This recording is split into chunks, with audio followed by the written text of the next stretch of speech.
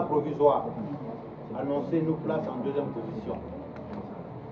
Mais je dois vous dire la vérité telle qu'elle est. Ces chiffres ne reflètent pas notre volonté.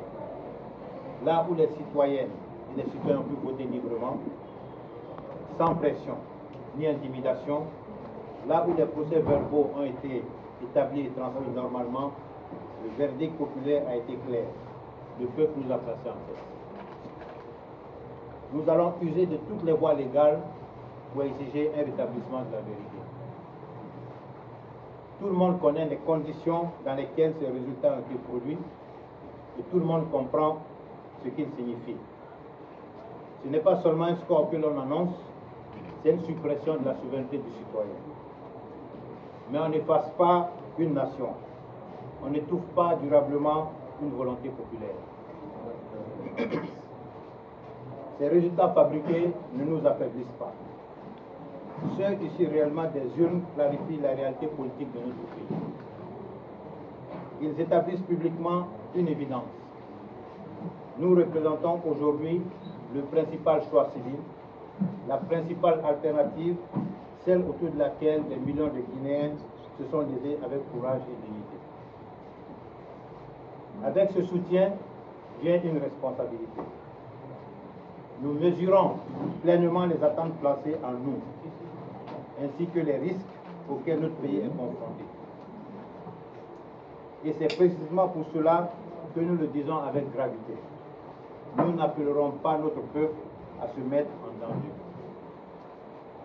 Notre lutte est politique, elle est stratégique, elle est tournée vers la construction, pas vers la destruction. Diriger, c'est savoir quand la pression existe, et savoir quand ne pas la relâcher sans jamais sacrifier des vies. Le message envoyé par les Guinéens n'était pas un appel au désordre, c'était un appel à des solutions. Des écoles et des enseignants, des hôpitaux et des soignants, des emplois pour la jeunesse, des routes, des infrastructures, de l'énergie et un État qui fonctionne avec discipline, efficacité, intégrité et respect pour ses citoyens. Ce programme que nous avons proposé a été plébiscité partout, où les citoyens ont pu s'exprimer librement. Les suffrages qui nous ont accordés constituent un véritable mandat civil. Parce que nous portons ce mandat, nous faisons un choix délibéré. Nous choisissons la responsabilité plutôt que la confrontation. Nous choisissons la fermeté dans la vérité, mais aussi le dialogue plutôt que la violence. Nous ne nous dérogerons pas à nos devoirs et nous ne nous laisserons pas ce mandat être effacé par les Guinéens. La stabilité ne peut pas se construire sans représentation civile. Toute démarche sérieuse visant à faire avancer le pays, à apaiser les tensions et à traduire les priorités du peuple en actions concrètes doit passer par la représentance civile issue de cette élection, celle des élections à venir et par le respect de la voix des citoyens. Il n'y a pas de paix durable dans l'injustice, pas d'avenir solide dans le mensonge.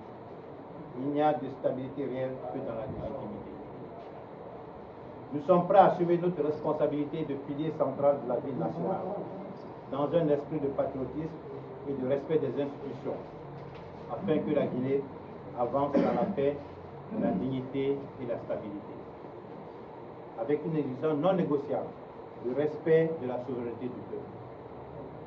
L'avenir de la Guinée sera décidé par les Guinéens. Les gouvernements passent, le peuple reste et nous restons avec lui. Notre responsabilité ne s'achève pas avec cette élection. Elle est aujourd'hui plus que jamais engagée à faire de la Guinée un pays juste, prospère et démocratique. Notre position reste ferme. Ces résultats ne reflètent pas la réalité des urnes. Nos équipes juridiques sont déjà mobilisées pour engager les recours nécessaires auprès de la Cour suprême. Je vous remercie.